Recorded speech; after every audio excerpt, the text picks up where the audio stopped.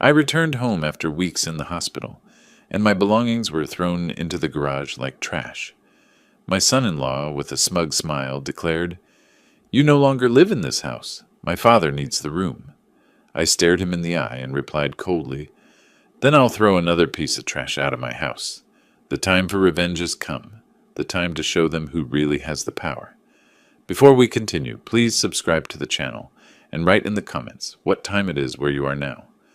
I pulled into the driveway at 4:17 on a Wednesday afternoon, my lower back aching from 3 weeks of hospital chairs and my sister's lumpy guest bed. The March sky hung gray over Portland, threatening rain but holding off. I'd stopped at that toy store in Olympia on the way back, the one with the wooden trains in the window. My grandchildren would love those. Emma was learning her colors, and little Marcus couldn't get enough of anything with wheels. The gift bag sat on the passenger seat beside an envelope containing $3,000 in cash. I'd withdrawn it before leaving for Seattle, money I'd been setting aside for Jennifer's roof repair. The shingles were curling badly on the south side. She'd mentioned it last fall, worried about leaks. That's what fathers do. We fix things. We provide. I gathered the bags carefully, tucked the envelope in my jacket pocket, and grabbed my travel duffel from the trunk. My knees protested as I straightened. 64 years means your body keeps score of every choice you've made. 3 weeks sleeping in that chair beside my sister's hospital bed had added interest to the debt. The front door was unlocked. I pushed it open with my shoulder, called out a greeting. "I'm home. Where is everyone?" Silence answered. Not the peaceful quiet of an empty house, but something thicker, expectant. I set the gift bags on the entryway table, noticing Jennifer's keys in the bowl, Kevin's jacket on the hook. Someone was home. I moved down the hallway toward the bedrooms, intending to drop my duffel in my room and maybe lie down for 20 minutes before dinner. The master bedroom door was closed. Unusual. I heard voices behind it, low, conversational, comfortable. Instead of knocking, I turned toward the garage. I'd put the duffel there first, come back for the gifts. Give them a moment to finish whatever conversation they were having. I opened the door to the garage and reached for the light switch. Cardboard boxes, dozens of them stacked against the walls, creating narrow pathways through what had been my workshop space. I stepped inside, my hand still on the switch, and read the nearest label in Jennifer's handwriting. Merle, clothes. The box beside it. Merle, books. Another. Merle, personal items. My framed photographs, the ones that had sat on my dresser for 30 years. Jennifer's kindergarten picture, my wedding photo, my parents' anniversary portrait, stacked carelessly in an open box, bubble wrap bunched around them. I picked up Jennifer's kindergarten photo. The glass was cracked, a diagonal split, cutting right through her gap-toothed smile. I don't remember dropping my duffel. I don't remember how long I stood there, staring at my life packed away like inventory for a storage unit. "You're back," Kevin's voice came from behind me. I turned. He stood in the doorway between the garage and the house, arms crossed over his chest, blocking the entrance.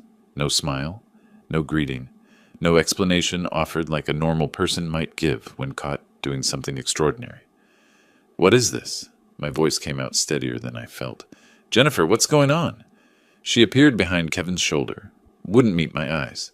Her fingers found her wedding ring, twisted it again. "Dad, we need to talk. I'll handle this." Kevin cut her off, stepped forward into the garage. He moved like he owned the space, like he owned everything. I set down the cracked photo frame very carefully. "Handle what? These are my things. This is my house." "Was your house?" Kevin's tone was the same one he used with the grandchildren when they misbehaved. Patient, corrective. "Things change. My father needed a place, and that bedroom has the best space." The words took a moment to land. I was gone 3 weeks taking care of my sister. "You packed up my life?" "You weren't using it." Kevin shrugged, a small gesture that communicated mountains of indifference. The room was sitting empty. We made a practical decision. I turned to Jennifer, still half hidden behind her husband. "Jennifer, tell me you didn't agree to this." "Kevin handles the house decisions now." She barely whispered it. "That's right." Kevin's smile didn't reach his eyes. New rules for a new situation. A sound from the doorway. An older man emerged from the hallway behind Jennifer. Tall, gray-haired, wearing a bathrobe. My bathrobe. He surveyed the garage, saw me standing among the boxes, and his lips curled slightly. Satisfied, he turned and walked back down the hallway. I heard the master bedroom door close. Kevin's father, Harold. I'd met him twice before, both times briefly. He'd struck me as arrogant then, the kind of man who treated waitstaff poorly and interrupted conversations. Your father is in my bedroom. He needs comfort. He's 65, has back problems. That room has the best mattress. The attached bathroom. Makes sense. I reached into my jacket, pulled out the envelope, held it toward Jennifer. My hand didn't shake. I brought money for the roof. $3,000 I saved. Kevin took it before Jennifer could move. Didn't open it. Didn't thank me. Just tucked it into his back pocket like I'd handed him spare change. Good. We'll need that. The garage has electricity. You'll be comfortable enough out here. He walked away. Jennifer followed. Neither looked back. The door closed. I stood there, surrounded by boxes containing everything I owned, in the garage of the house I'd paid off 15 years ago. From inside, I heard the television turn on in the master bedroom. Laughter. Harold's voice, loud and pleased with himself. I picked up the gift bags from where I'd left them in the doorway, set them down carefully on top of a box labeled Merle Shoes. I opened the box with Jennifer's photo again, lifted the cracked frame, ran my thumb across the broken glass. I didn't remember it being damaged before packing. Someone had been careless. More laughter drifted from the bedroom, my television, my house. I set down the frame, walked toward the door that led back inside. My jaw ached from clenching. I needed answers. I needed to understand what exactly had happened while I'd been sitting beside my dying sister's hospital bed, holding her hand through the worst nights, making sure she didn't wake up alone and afraid. The confrontation lasted 3 minutes. I found them in the living room, Kevin sprawled on the couch, Jennifer curled in the armchair, Harold holding the remote control like a scepter. I asked for an explanation. Kevin provided one. The decision is final. I asked Jennifer to look at me, speak to me, remember who I was. She studied the carpet. Harold chuckled. I returned to the garage. The boxes had multiplied in my absence, or maybe I just saw them differently now, understood what they represented. I pulled out containers until I found my old sleeping bag, the blue one I'd used for camping trips with Jennifer when she was small. We'd gone to Crater Lake, watched meteor showers, told stories until she fell asleep against my shoulder. I cleared a space on the concrete floor, pushed aside paint cans and gardening tools, unrolled the sleeping bag. The garage heater sat in the corner. I flipped the switch, heard it click and hum, felt a weak stream of lukewarm air. Better than nothing. Through the wall that separated the garage from the house, I heard the television, voices from some comedy show, then laughter. Harold's laugh was distinctive, a braying sound that carried. The master bedroom shared a wall with the garage. Every sound traveled through the drywall, the TV, footsteps, the creak of bed springs when Harold settled into what had been my bed. I lay down on the sleeping bag, still wearing my travel clothes. The concrete was hard beneath my shoulders. Cold seeped up through the fabric. I stared at the ceiling, at the exposed beams and the pull string for the overhead bulb, and listened to my family living comfortably in my house without me. Hours passed. The house went quiet around midnight. I didn't sleep. Instead, I thought about numbers. The mortgage I'd paid for 30 years. Finished 15 years ago. The property taxes. The insurance premiums. The new furnace 2 winters back. The roof that needed repair. Every payment, every expense, every penny invested into keeping this structure standing. My money, my work, my name on every document. I sat up, found the box labeled Important Papers, opened it under the dim overhead light.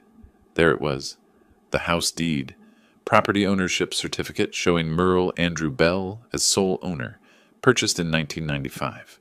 The mortgage satisfaction letter from the bank, dated 2010. Utility bills, all addressed to me. I spread them across an overturned crate, studied them like a lawyer reviewing evidence. Jennifer's name appeared nowhere. I'd intended to add her eventually, thought about it every year around tax time, but I'd hesitated. Kevin had always struck me as financially careless. I'd wanted Jennifer to be secure, independent. Maybe subconsciously I'd known something. I looked at the documents. then at the wall separating me from the master bedroom. Laughter started again, late-night television, some talk show. Harold found something hilarious. The eastern window above my workbench began to glow gray around 6 in the morning. I'd been awake the entire night, running scenarios, doing calculations, understanding exactly where I stood legally and morally. I stood, joints protesting, and walked to the door that led into the house. Opened it quietly. The kitchen was dark, but I saw light from the hallway. I moved carefully, hoping to find Jennifer alone, to speak with her before Kevin woke and inserted himself between us again. I stopped in the kitchen doorway. Harold sat at the head of the dining table. My spot. The chair I'd occupied for every meal since moving into this house. He wore a different bathrobe now. This one was new, expensive looking. Jennifer stood at the stove, her back to me, making breakfast. The smell of coffee filled the air. "More coffee, dear." Harold held out his mug without looking at her. Jennifer filled it immediately, set the pot back, returned to the stove. I must have made some sound. Harold's head turned. He saw me standing there, studied me with amusement. "Well, look who decided to join us. Sleep well out there." I ignored him, kept my eyes on Jennifer's back. "I need to speak with my daughter." "She's busy. Family breakfast time. Can we talk? Alone?" Jennifer's shoulders tensed, but she didn't turn from the stove. "Dad, now isn't a good time." Footsteps on the stairs. Kevin descended, saw me standing in the doorway, and moved past me to kiss Jennifer on the cheek. He didn't acknowledge my presence at all, just sat down beside Harold and reached for the juice pitcher. "You heard her. We're eating." I stepped into the room, felt the shift in atmosphere, the way Kevin's posture straightened, the way Harold set down his coffee mug with a deliberate clink. "This is my house." Each word came out precise, controlled. "I bought it 30 years ago. My name is on every document." Kevin pulled out his chair, sat with exaggerated casualness. "And Jennifer is your daughter. What's yours is hers. What's hers is mine. That's how marriage works." Harold actually laughed. "Sounds like someone's upset about the new arrangements." I turned to Jennifer again, forced her to acknowledge me. "Jennifer, look at me. Tell me you think this is right." She finally turned, met my eyes for half a second, then looked away. "Kevin knows what's best for our family. His father needs care. You travel anyway." "I was caring for your aunt." Harold leaned back in his chair, my chair, and spread his hands magnanimously. "Look, boarder, we don't want trouble. You can stay in the garage as long as you follow house rules. Kevin's rules." Boarder. The word hung in the air. A tenant, a guest. Someone permitted to exist on the margins of his own property. I looked at each of them in turn. Kevin, confident and cruel. Harold, openly contemptuous. Jennifer, unable or unwilling to defend the man who'd raised her alone after her mother died, who'd worked double shifts to pay for her college, who'd babysat her children every weekend for 5 years. "House rules, in my house." Kevin smiled. "Our house now." I turned and walked back through the kitchen, through the door, into the garage. I didn't slam it. I closed it carefully, precisely, the way you close something when you've made a decision and don't need the dramatic gesture. The documents were still spread across the crate where I'd left them. House deed, mortgage satisfaction letter, utility bills, all bearing my name alone. I picked up my phone, scrolled through the contacts until I found the one I needed. I didn't call yet. I sat there on the overturned crate, holding the phone in one hand, looking at the papers that proved ownership, then at the house visible through the window. The laughter from the master bedroom started up again. Some morning show. Harold enjoyed his comedy. They thought I was weak. They thought I'd accept this. They'd forgotten something important about the man they'd just exiled to his own garage. I'd built this life from nothing, spent 40 years learning how structures work, how to identify weaknesses, how to take something apart without it collapsing until you wanted it to collapse. I knew exactly how to dismantle what I'd created. My finger hovered over the contact name. Not yet. First, I needed to understand the full scope of what they'd done. Needed to know every detail, every piece they'd moved while I was gone. Then I'd start making calls. The garage felt different in daylight, less like exile, more like a staging area. I pulled my travel duffel from the trunk, added clean clothes from the box labeled with my name, toiletries from another. Methodical. visible through the window that faced the kitchen. I wanted them to see me packing. The front door opened as I loaded the bag into my car. Kevin stepped out, watched me work. Didn't offer help, didn't ask questions. Just observed, arms loose at his sides, waiting to see what I'd do. I closed the trunk, walked to where he stood, blocking the doorway. "I'm heading to a motel. Give you folks some room." His expression shifted, relief poorly disguised as concern. "Probably for the best. Less tension for everyone, especially for the grandkids." "Right, the grandkids." He said it like he'd forgotten they existed until I mentioned them. Jennifer appeared behind him, still in her bathrobe, though it was past 9. She followed me to the car, her slippers scuffing against the driveway concrete. "Dad, you understand, don't you? Kevin's father has health issues." I loaded the last bag without looking at her. "I understand everything now." "I knew you would. You're always so reasonable." Reasonable. The word tasted bitter. I'd been reasonable for 64 years. Reasonable when her mother died and I raised her alone. Reasonable when Kevin lost his 3rd job and I paid their mortgage for 6 months. Reasonable when they asked to move in temporarily 5 years ago and that temporary arrangement calcified into permanence. I drove away watching them in the rearview mirror, Kevin's arm around Jennifer's shoulders, both of them relaxed, victorious. The Budget Inn on 82nd Avenue wasn't picturesque. The carpet was older than my grandchildren, the air conditioning wheezed, and the parking lot needed resurfacing. But the weekly rate was fair, and the clerk didn't ask unnecessary questions when I said I'd be staying a while. I spread my documents across the narrow desk in room 217. The house deed looked smaller outside the safe deposit box, less impressive on cheap laminate than it had in my mind. But the words were clear. Sole owner, Merle Andrew Bell. Purchase date, April 12th, 1995. 30 years ago, I'd been 34. Jennifer was 6. My wife was still alive. My old wallet sat at the bottom of the document box. The leather cracked and faded. I opened it out of habit more than hope. Behind an expired Costco card and a photo of Jennifer at her high school graduation, I found it. The safe deposit box key, brass and small, attached to a paper tag with my account number. Wells Fargo downtown still had the same marble floors I remembered from when I'd opened that box 20 years back. The security procedures had updated. More cameras, more forms. A younger employee who scanned my ID 3 times before leading me to the vault. "Haven't seen you in a while, Mr. Bell. Everything okay?" I pulled the long metal box from its slot, felt the weight of it. Just need to review some documents, making sure everything's in order. Smart to keep copies. You'd be surprised how many people lose important papers. I'm not planning to lose anything. Inside, the original house deed with its embossed seal, the title insurance policy, the mortgage satisfaction letter from 2018. I remembered that day making the final payment, feeling the weight of 3 decades of monthly checks finally lift. I'd taken Jennifer and the grandkids out for dinner to celebrate. Kevin hadn't come, some work obligation he couldn't miss. The FedEx office on Burnside had better lighting than the motel. I spread everything across their counter: deed, title, mortgage certificate, 2 years of utility bills showing only my name, bank statements proving every payment had come from my account alone. That's a lot of documentation. Legal matter? The worker was young, maybe 25, with tattoos covering both forearms. His name tag read Marcus, same name as my grandson. Property matter.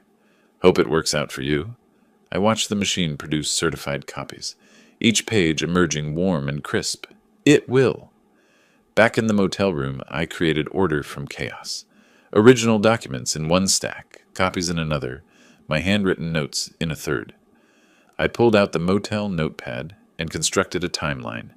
April 1995. Purchased house. $180,000, 30-year mortgage. September 2012. Jennifer married Kevin March, 2018. Final mortgage payment, house fully paid. January 2020. Jennifer, Kevin, and kids moved in temporarily. March 2025. My belongings moved to garage. Harold moved into master bedroom. The dates told a story. I'd owned the house outright for 7 years before Jennifer moved in.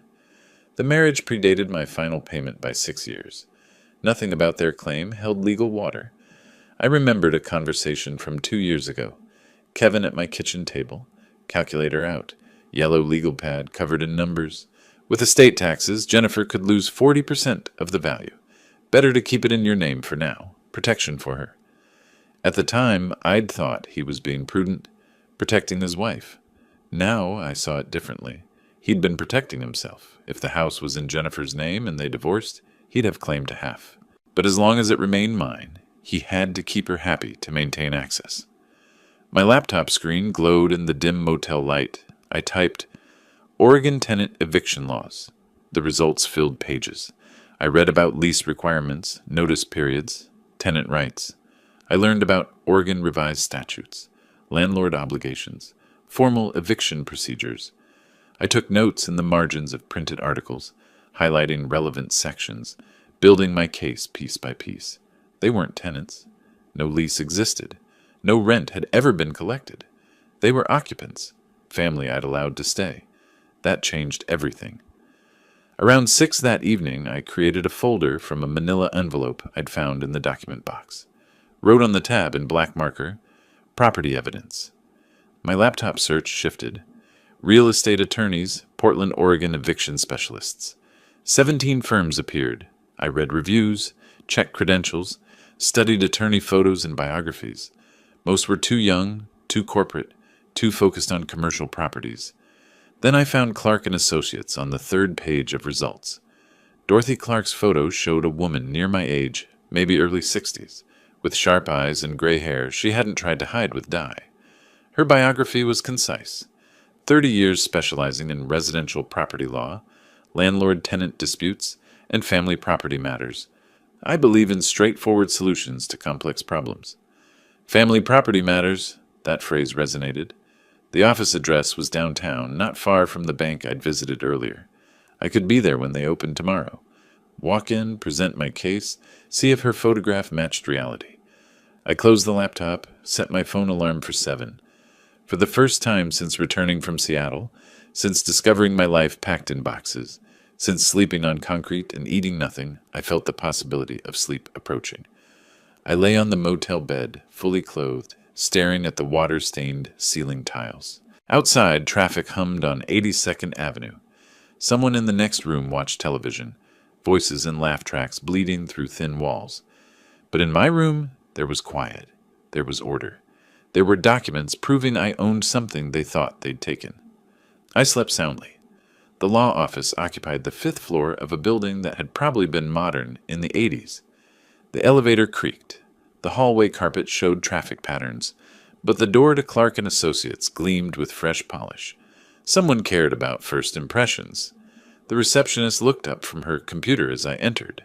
Young, efficient, protective. "Do you have an appointment, sir?" I held up my evidence folder. "No, but I need to speak with Ms. Clark about property law. It's urgent. She's booked until 2:30. I can schedule. I have 15 minutes before my next client." The voice came from an interior doorway. Dorothy Clark stepped into the lobby, and her photograph hadn't lied.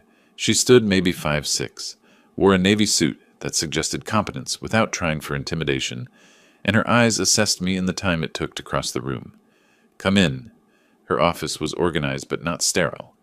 Law degrees from Lewis and Clark covered one wall, an Oregon State bar certificate hung beside them. A single photograph sat on the credenza, a younger woman, maybe 40, smiling in front of an ocean backdrop. Her daughter, probably. The desk held neat stacks of folders, a laptop, a coffee mug with the firm's logo. She gestured to a leather chair across from her desk, sat in her own, leaned forward slightly. "Tell me the situation, just facts. Who owns what? Who lives where? What happened when?" I started to explain about Jennifer, about coming home to find... "Start with the property. When did you acquire it? Is anyone else on the title?" Her interruption was gentle but firm. She wanted foundation, not emotion. "I bought it in 1995, paid it off in 2018. Only my name on everything." "Your daughter lives there now?" "With her husband, their kids, and now his father. They moved my things to the garage while I was caring for my sister." Dorothy pulled a legal pad toward her, wrote quickly. "Do they pay rent? Is there a lease?" "No. I pay everything. Utilities, property tax, insurance." She looked up from her notes, and something in her expression shifted. Still professional, but with an edge of understanding. Then you have perfect legal standing. This isn't complicated. But she's my daughter. People will think. People will think what they think. What matters is what's legal and what's right. Are those the same thing to you? The question hung between us. I thought about Harold in my bathrobe, Kevin taking my money without thanks, Jennifer unable to meet my eyes. They should be. They are here. Dorothy stood, walked to her conference table, gestured for me to join her. Show me what you brought. I spread the contents of my folder across the polished surface. She moved through them methodically, using sticky notes to mark key documents, making annotations on her legal pad. Her efficiency was remarkable. No wasted movement, no unnecessary questions. House deed, sole ownership, mortgage satisfaction, dated 2018, utility bills for 24 months, all in your name, bank statements showing all payments from your account. She straightened, crossed her arms. Mr. Bell, this is textbook perfect. They have no lease, no tenant rights, no legal claim to occupancy. Oregon law allows no cause eviction with proper notice. How much notice? Depends on how long they've lived there. More than a year? 5 years. She nodded, moved to a whiteboard mounted on her wall, picked up a blue marker. Then we follow this progression. She drew 3 boxes connected by arrows. Step 1, 30-day no-cause eviction notice, properly served. Step 2, if they don't comply, utility pressure, you stop paying bills, though that's risky. Step 3, formal eviction proceedings through court. How long does all that take? If they fight it, 2 to 3 months total. If they're smart and leave after the notice, 30 days. I watched her write Oregon Revised Statutes 90.427 beneath the first box.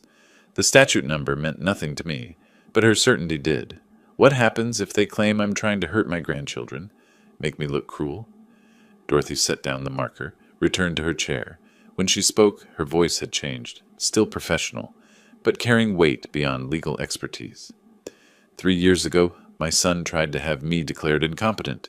He wanted my law practice, claimed I couldn't manage contracts anymore, couldn't be trusted with client matters. He had a psychiatrist ready to testify, had gathered statements from people I'd supposedly confused in conversations. I sat forward. What did you do? I took him to court, brought my own expert witnesses, my client testimonials, my case records showing 0 errors. I won. Haven't spoken to him since. Any regrets? Her eyes met mine directly. Only that I didn't act sooner. Family doesn't mean accepting abuse, Mr. Bell. It means expecting better. And when they can't meet that expectation, it means protecting yourself. The photograph on her credenza made sense now. Not a son's picture, but a daughter's, the child who'd presumably stood by her. How do we start? Dorothy pulled a pre-printed form from her desk drawer. I draft the eviction notice today, have it notarized tomorrow, serve it Monday by certified mail and sheriff's deputy. That starts your 30 days. You pay me a flat fee of $2,500, plus court costs if we need to file. After that, you direct all communication from them to me. No conversations, no explanations, no negotiations.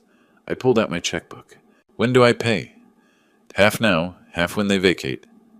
I wrote the check for $1,250 without hesitation. My hand didn't shake. The numbers felt right, a bargain, really, for reclaiming what had always been mine. Dorothy walked me to her office window. We stood side by side, looking down at the street 5 floors below. People moved along the sidewalk, carrying coffee cups, briefcases, shopping bags. Normal lives, normal problems. The eviction notice goes to a notary tomorrow, gets served by Monday, Dorothy said. They have 30 days from service to vacate. If they refuse, we file for court-ordered eviction. That takes another 2 to 3 weeks. A bus pulled up to the stop below. Passengers got off, others got on. The routine of it felt distant. They'll be shocked, Dorothy continued. They'll probably call you, angry. Don't engage. Direct all communication to me. She pulled a business card from her jacket pocket, wrote something on the back, handed it to me. Her cell phone number. Call any time, even evenings.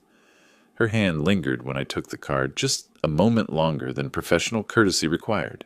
You're doing the right thing, she said. I believed her. I hadn't believed much of anything recently. Not Jennifer's excuses, not Kevin's justifications, not my own ability to fix what had broken. But I believed Dorothy Clark. What do I do until Monday? She smiled slightly, the first time her expression had softened since I'd entered her office. Whatever you want. Just don't go back to that house. Not yet. I left her building and walked to my car. The spring air smelled like rain coming, and the downtown buildings threw long shadows across the pavement. My phone buzzed. A text from Jennifer. "Dad, where are you? The kids want to say hi." I deleted it without responding. Dorothy had said no communication. I'd follow her advice. At the motel, I ordered Chinese delivery and spread the documents across the desk again. This time they looked different. Not like evidence of loss, but like ammunition. Proof I wasn't helpless, wasn't without recourse, wasn't the confused old man they'd assumed would simply accept displacement. Monday was 3 days away, 72 hours until the notice arrived, until their comfortable assumption of victory shattered. I ate my dinner slowly, tasted every bite, and slept better than I had in weeks. The coffee shop near the motel smelled like burnt beans and cleaning solution. I sat in the corner booth, phone centered on the table between my hands, watching the screen like it might detonate. Stephen Wright was supposed to arrive at the house by 10:30. Dorothy had recommended him, a professional notary who specialized in difficult service situations. "He served foreclosures, restraining orders, bankruptcy notices," she'd told me. "Your eviction notice will be easy by comparison." My coffee went cold. I ordered another, left it untouched. The text arrived at 10:53. Delivered to Kevin Thompson, 10:47 a.m. Signed receipt attached. Stephen. I exhaled. Hadn't realized I'd been holding my breath. The attachment showed Kevin's signature, hasty and angular, scrawled across the acknowledgement line. Proof of service. Legal documentation that the 30-day clock had started. I paid for the coffee I hadn't drunk and drove back to the motel. What I didn't see, what Stephen told me later when I called for details, was Kevin's initial reaction. He'd answered the door in sweatpants and a t-shirt, irritated at being interrupted during late breakfast. Legal notice for the occupants of this residence. Kevin had glanced at the paper, then actually laughed. "This is a joke, right? That old man actually thinks—" "Sign here, please," Stephen had interrupted, holding out a pen. "Whether you think it's valid doesn't affect the legal timeline." Kevin had signed, still smiling, confident in his dismissal. Stephen said he'd heard Kevin reading the notice aloud to someone inside, voice dripping with theatrical mockery. 30-day notice to vacate? He's lost his mind. That confidence lasted approximately 4 hours. My phone rang at 3:15. "Unknown number," I answered cautiously. "Mr. Bell? This is Dan Richardson. I'm a friend of Kevin Thompson's. He just showed me the eviction notice you served. And it's legitimate, completely legal. I wanted to call and suggest we discuss terms before this goes further." "There are no terms. The notice stands." "Mr. Bell, I understand you're upset, but—" I hung up. Kevin arrived at the motel at 7 that evening. I heard him before I saw him. Heavy footsteps on the outdoor walkway, the kind of deliberate stomp meant to intimidate. He pounded on my door with the side of his fist. I opened it, but didn't invite him in. Stood in the doorway, forcing him to have this conversation where other guests could hear. "Merle, come on. Let's talk about this like adults." "We're past talking." "Your daughter? Your grandkids? You'd really throw them out?" "I'm enforcing my property rights." "You have 30 days. His face shifted. The reasonable mask slipped. "You do this, you'll never see those kids again. Ever." I kept my voice level. "Then you'll never see the inside of that house after May 2nd. Your choice." "My father has health problems. You know this." "Then find him appropriate housing. That's not my responsibility." Kevin stepped closer. I didn't move back. "Jennifer will hate you for this." "Jennifer made her choice when she let you pack my belongings without telling me." He stared at me, searching for weakness, finding none. Then he turned and walked away, each footstep deliberate on the concrete. I closed the door, sat on the bed, waited. The call came 90 minutes later. Jennifer's name on the screen. "Dad, please." Her voice was thick with tears. "The kids are asking why Grandpa is making us leave." "Jennifer, I can hear Kevin coaching you." Pause. Kevin's voice in the background, not quite whispered. "Tell him about their school." Put the phone on speaker. "Kevin, are you there?" Shuffling.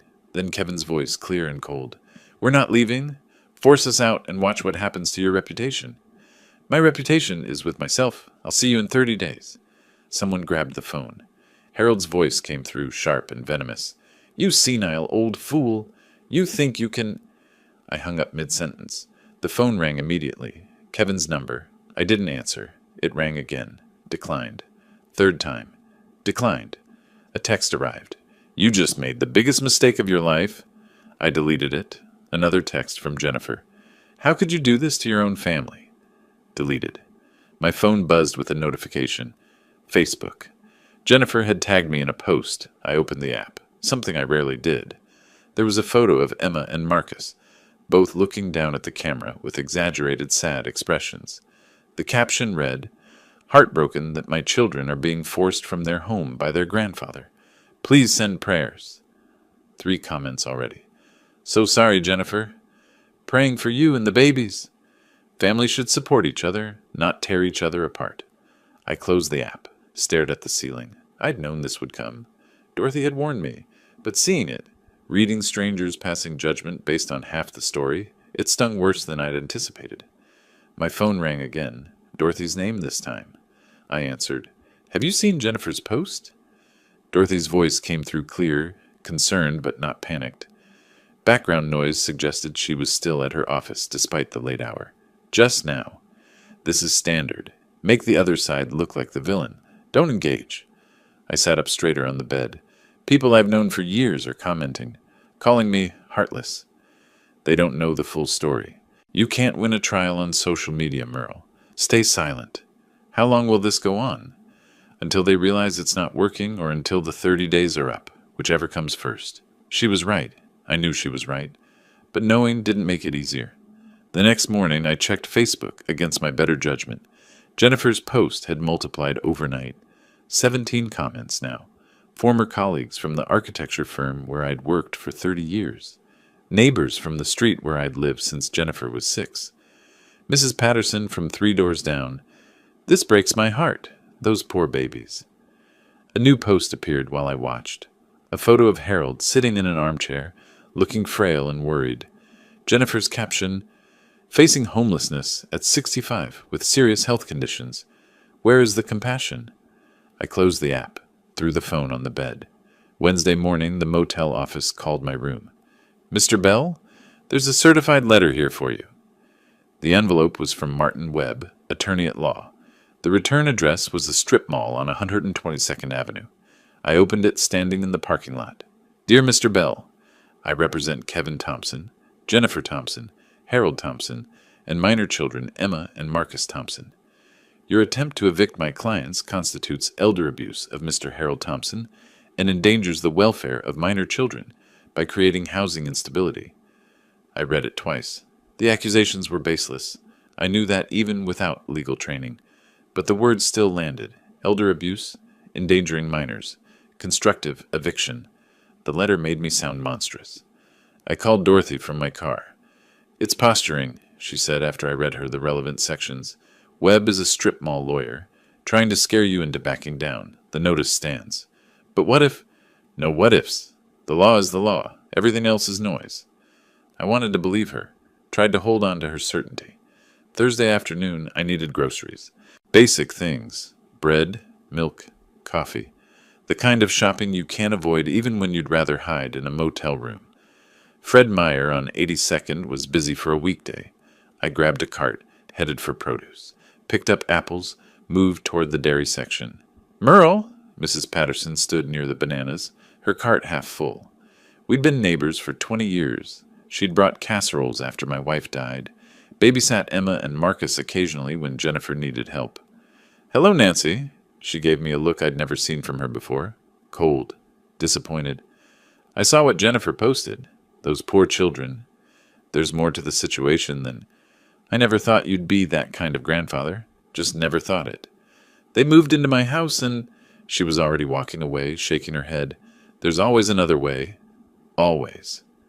I stood there, hand on the cart handle, surrounded by people buying vegetables and going about normal Thursday afternoons. I abandoned the cart in the aisle and left. Back at the motel, Dorothy's text was waiting. Need to talk, not about the case, about you. Coffee tomorrow? I stared at the message for a long time. Type back, "Not sure that's necessary." Her response came immediately. "It is. 1 o'clock. The Calf, on Hawthorne near 35th. Please."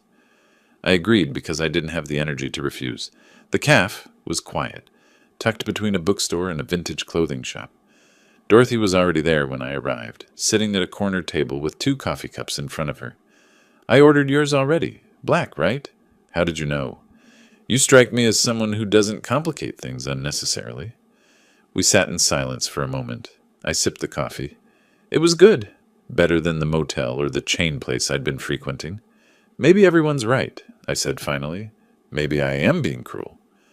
Dorothy set down her cup carefully. "Tell me something. When your daughter let her husband pack your belongings, was that kind?"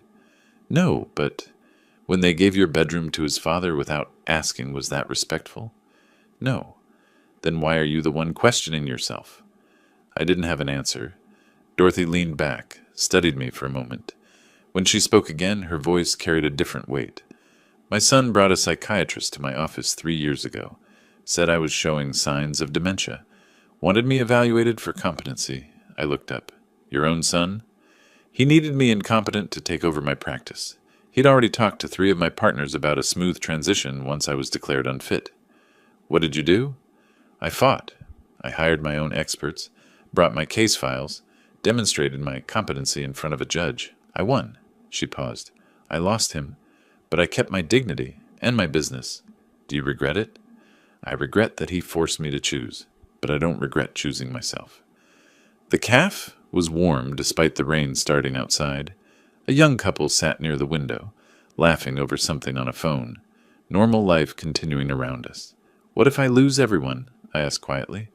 Dorothy reached across the table. Her hand covered mine, warm and solid. "Then you find new people. Better people. People who don't take your kindness for weakness." I looked at our hands. I hadn't held a woman's hand in years, not since my wife passed 12 years ago.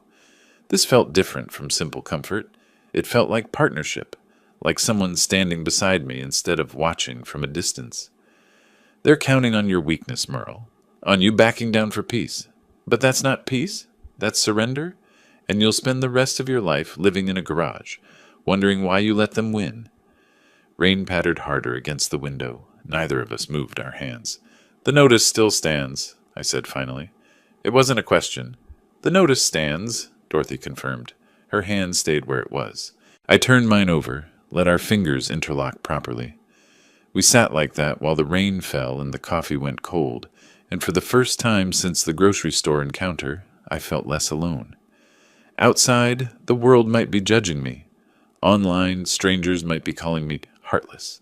But here, in this quiet Calf, with this woman who understood betrayal, the way only someone who'd lived it could understand, I felt something I hadn't felt in weeks. I felt certain. Dorothy spread utility bills across her conference table like a card dealer showing her hand. Electric, water, cable, internet. My name appeared on every account header. "They're living in your house on your dime," she said, tapping the cable bill with her pen. "Time to turn off the money." We were 2 weeks into the 30-day notice period. Jennifer's Facebook posts had continued. Photos of the kids doing homework at the kitchen table. Captions about persevering through family crisis. Kevin hadn't responded to my calls or texts since the notice was served. They were dug in, treating the eviction as an empty threat. "The notice expires in 2 weeks," Dorothy continued. "They're still there?" Jennifer posted yesterday about standing strong against injustice. "They're not leaving." Dorothy leaned back in her chair, studied me. "Then we increase pressure. Cable, internet, reduce utilities. All legal. You're the account holder preparing to sell. Companies don't care about family drama." "How long does it take?" "Cable disconnects in 48 hours. Electric reduction takes about a week for the paperwork." She pulled up something on her laptop, turned the screen toward me. "You can't shut off electricity completely. Safety regulations. But you can request reduction to minimum service. Enough for refrigerator and basic lighting. Nothing for entertainment or comfort." I thought about Kevin and Harold watching sports in my master bedroom, about the kids streaming cartoons on tablets, about Jennifer running the dryer 3 times a day because she'd never learned to plan laundry efficiently. "Do it," I said. Back at the motel, I called the cable company first, put them on speaker so I could take notes. Old habit from architecture meetings where every detail mattered. May I ask reason for disconnection? Property transition. I'm no longer residing there. Will someone else be taking over the account? No. Complete disconnection. I can process that, effective in 48 hours. You'll receive confirmation email shortly.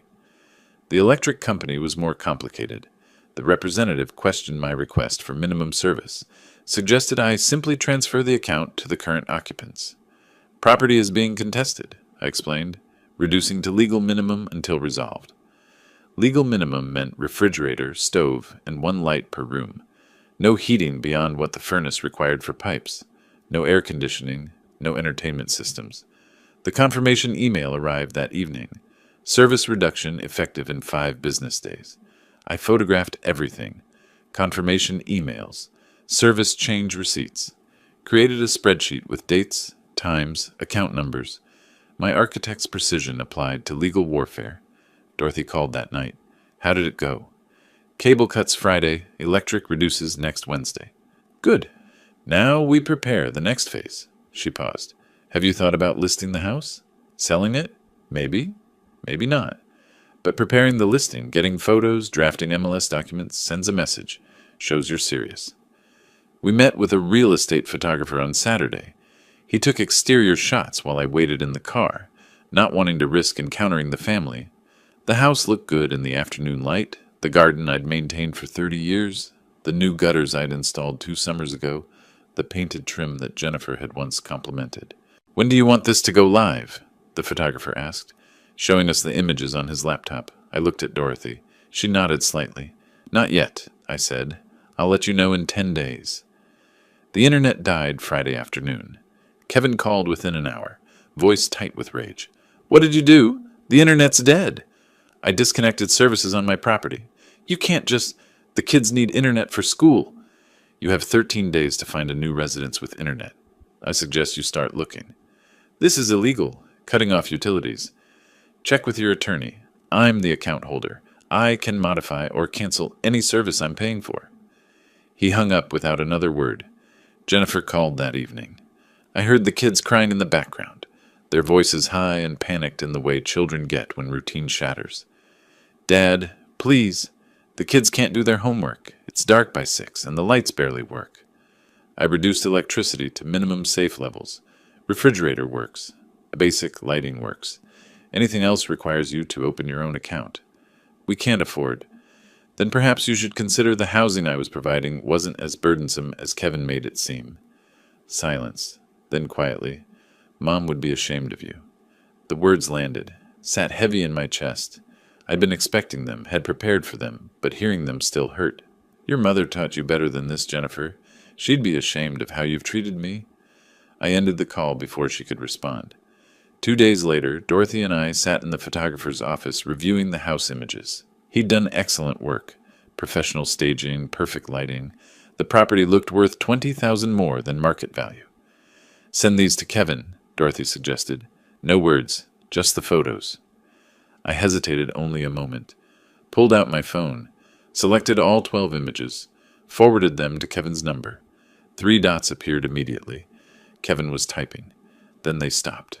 Started again. Stopped. No message came. Dorothy's hand found mine on the desk. Her fingers were warm, steady. He knows now, she said quietly. He knows you'll really do it. We sat watching my phone screen, waiting for a response that never arrived. The silence felt louder than any of Kevin's threats had been. Outside the window, Portland went about. It's Tuesday afternoon. Cars passed.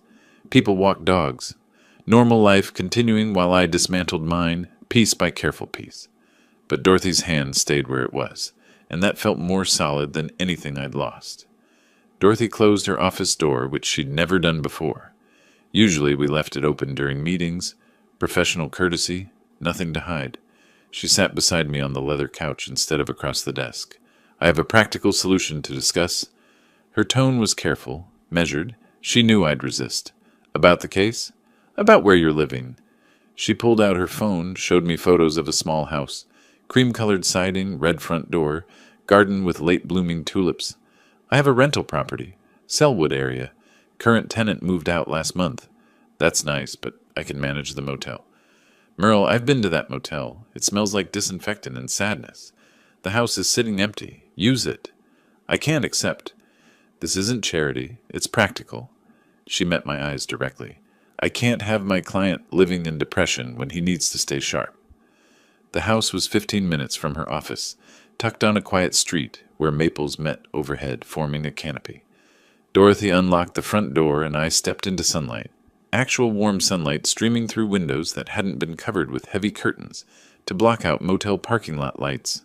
2 bedrooms, updated kitchen with white subway tile, hardwood floors that creaked pleasantly underfoot, a back door that opened to a small garden with raised beds ready for planting. I stood in the living room, feeling my shoulders drop for the first time in weeks. This is too much, Dorothy. It's a house. Empty houses deteriorate.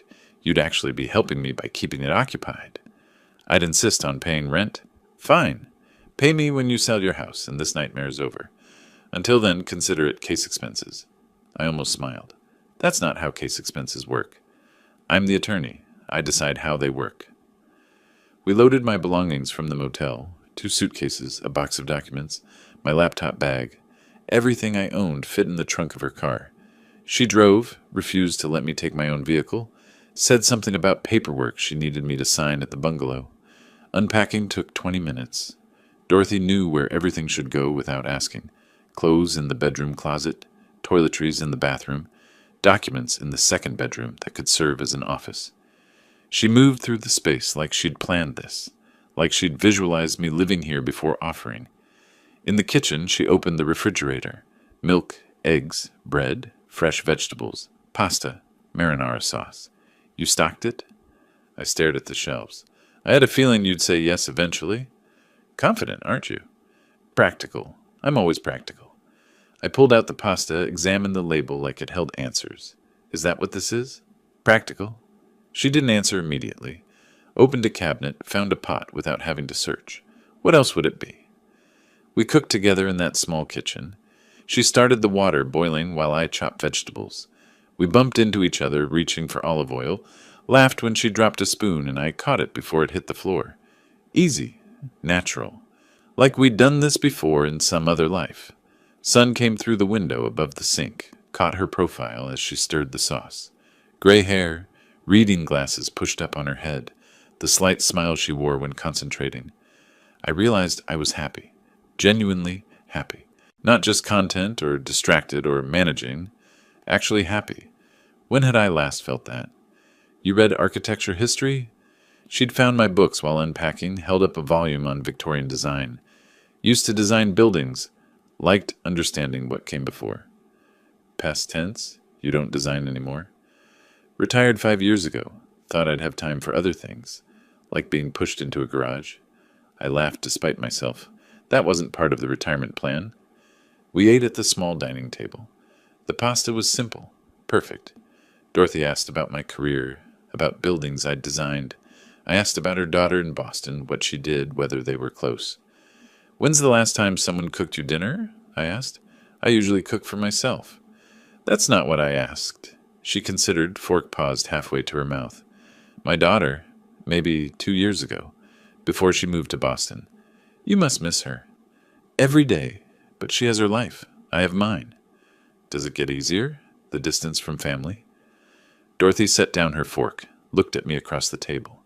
You learned to fill the space differently. My phone buzzed. I ignored it. It buzzed again. Jennifer's name on the screen. I picked it up, read the text aloud.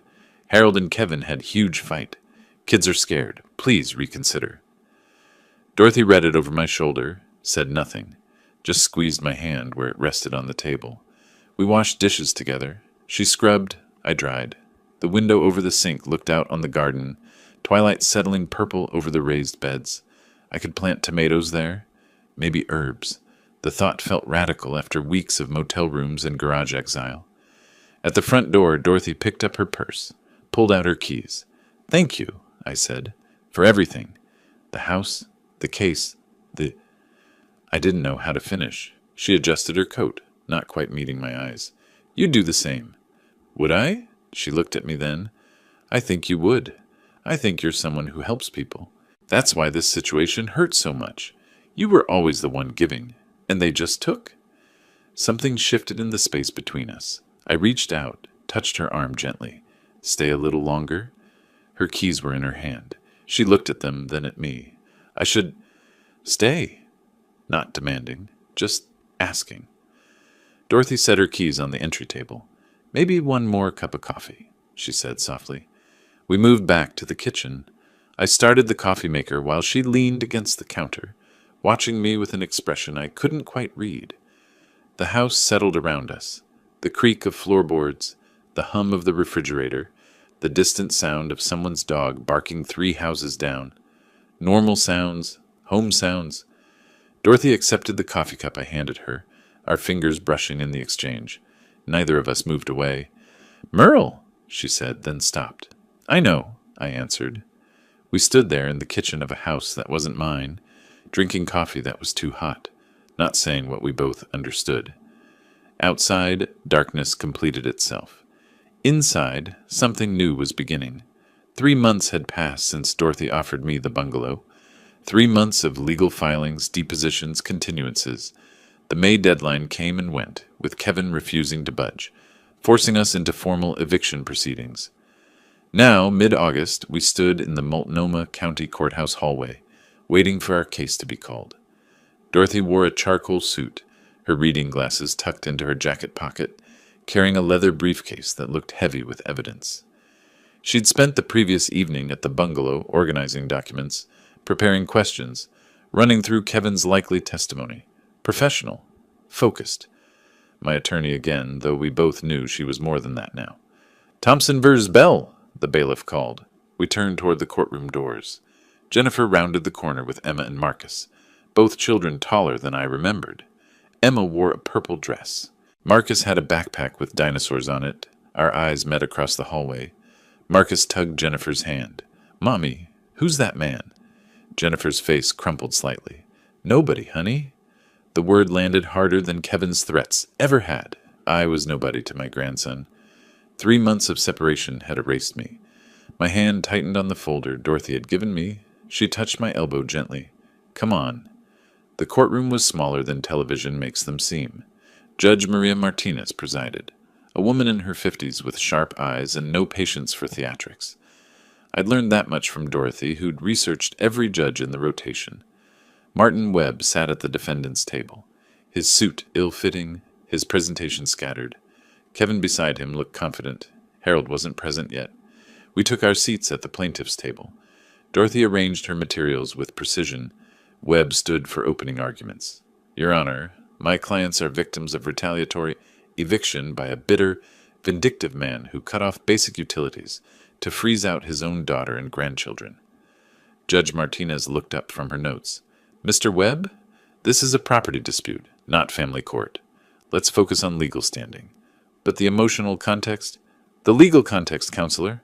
Who owns the property?" Webb fumbled with his papers. "Well, the plaintiff, technically, but then let's proceed from there." Dorothy stood slowly, placed a single document on the overhead projector. The original house deed from 1995, my name embossed on the title line. She let it speak before she did. "Your Honor, the facts are straightforward. Mr. Bell is sole owner of the property in question. He purchased it 30 years ago, paid off the mortgage in 2018. In March 2025, he returned from caring for his ill sister to find his belongings packed in the garage and his bedroom occupied by Mr. Kevin Thompson's father, without permission or notification." She clicked through slides. Each one was a nail in Kevin's case. Bank statements showing 30 years of payments. Utility bills spanning 2 years, every one in my name. The notarized eviction notice, properly served April 15th. Photos of my belongings boxed in the garage. Timestamps proving the date. "And the family's response to the eviction notice?" Judge Martinez asked. "They ignored it completely and filed this frivolous countersuit claiming constructive eviction." The judge's eyebrow raised. "After they constructively evicted him from his own bedroom?" Webb called Kevin to the stand. My son-in-law walked up confidently, settled into the witness chair like he was doing everyone a favor by appearing. Webb asked soft questions about family understanding and shared living arrangements. Kevin explained how I'd invited them to stay, how it was meant to be permanent, how cutting off utilities was deliberate cruelty. Then Dorothy stood for cross-examination. "Mr. Thompson, how much rent did you pay Mr. Bell monthly?" "We had a family arrangement. Yes or no?" "Did you pay rent?" Kevin's jaw tightened. "No, but—" "When you moved your father into Mr. Bell's bedroom, did you obtain his permission?" "He was in Seattle. We needed—" "Permission, yes or no?" "No." "When you packed Mr. Bell's belongings into the garage, did you inform him beforehand?" Long pause. Kevin glanced at Webb, found no rescue there. "No." Dorothy presented manila folders in sequence like dealing cards. Stephen Wright's notary affidavit about Kevin's initial mockery when served. Phone records showing Kevin's threatening calls after the notice. The email confirmations of utility disconnections, all requested by the account holder, me. They called me to the stand. Dorothy's questions were gentle but devastating in their simplicity. "Mr. Bell, when you returned from Seattle, where did you sleep that first night?" "In my garage." "On the concrete floor?" "In the house you'd owned for 30 years?" "Yes." "Did anyone apologize?" "No. My son-in-law told me those were the new rules." The courtroom was quiet, except for the court reporter's keys clicking. Judge Martinez reviewed the documents Dorothy had submitted, taking her time. Kevin whispered urgently to Webb. Jennifer sat in the gallery, crying quietly into a tissue. The judge looked up. "This court finds no merit in the constructive eviction claim. Mr. Bell is the sole property owner. The respondents are occupants without lease, without payment, who denied the owner access to his own residence. The original eviction notice stands. Respondents must vacate within 7 days and pay plaintiff $8,500 in court costs plus $5,000 in compensatory damages." Harold burst through the courtroom doors, late, as usual. He caught the tail end of the ruling.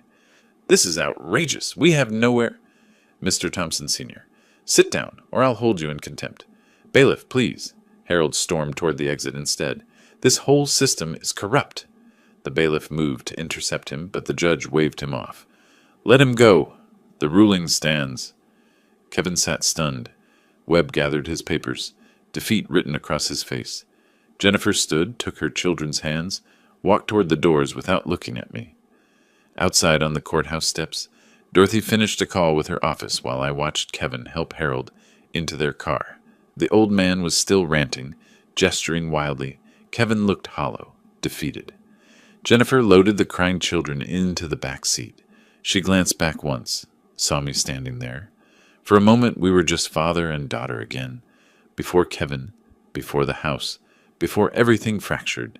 Then Kevin called her name sharply, and she got in the car. They drove away. Dorothy joined me, took my arm. "You won." I didn't feel like I'd won. "I know what you're thinking," she continued quietly. "That winning in court isn't the same as winning in life." I nodded. "But sometimes protecting yourself is the only victory that matters. You'll have time to rebuild other things." She didn't say, "rebuild with me," but it was there, unspoken, in the way her hand rested on my arm. We walked to her car together. The courthouse clock showed 3:15. In 7 days, the house would be mine again. Completely mine. The key still fit. I'd never changed the locks. Hadn't needed to. The house had always been mine. Legally, if not physically. I stood in the entryway, breathing air that smelled different, stale, like windows kept closed too long. Dorothy pulled into the driveway behind me, her car loaded with boxes from the bungalow, my belongings finally coming home. The living room was empty, not just of people, of everything.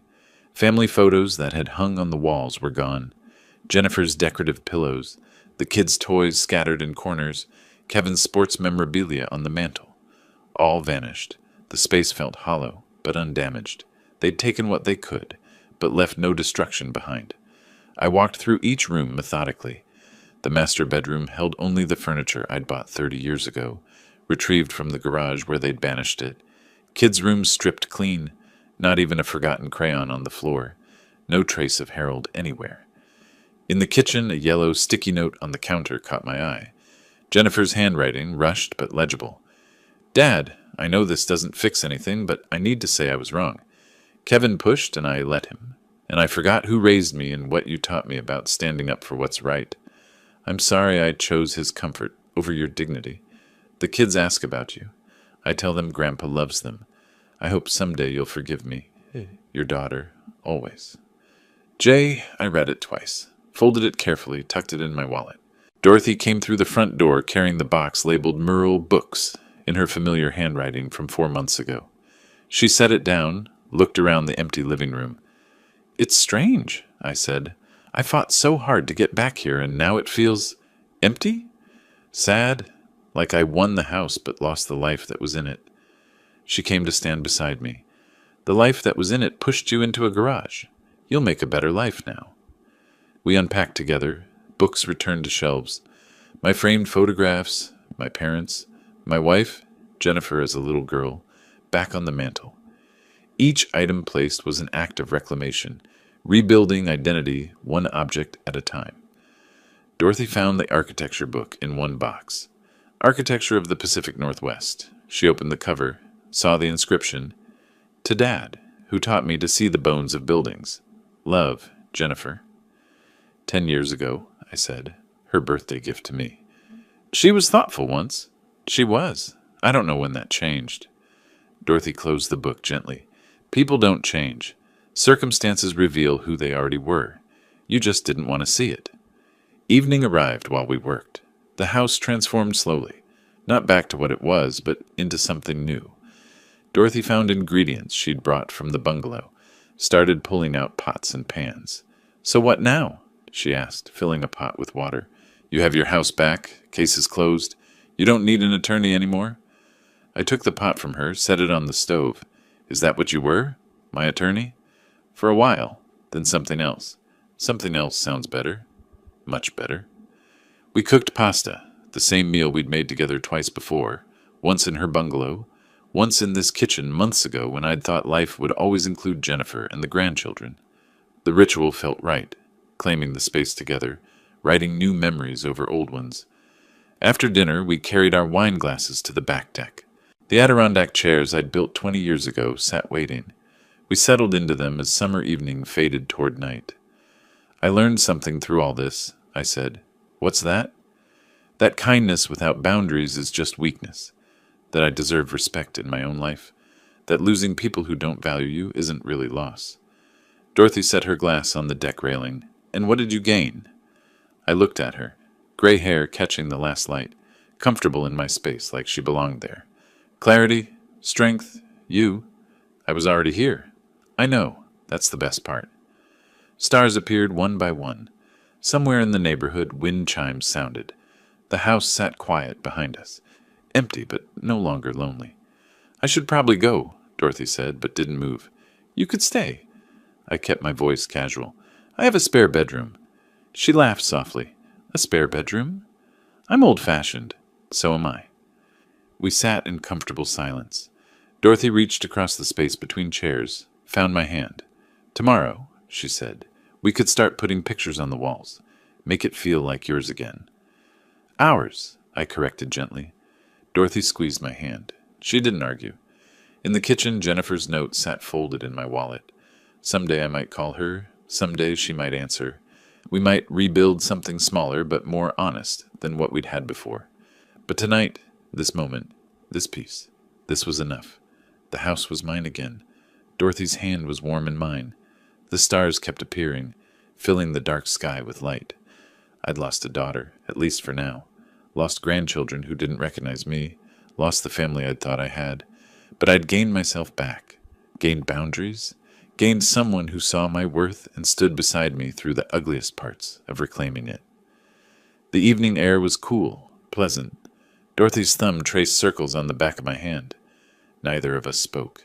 We didn't need to. This was everything. If you like this story, please like this video, subscribe to the channel, and share your impressions of this story in the comments. To listen to the next story, click on the box on the left. Thank you for watching.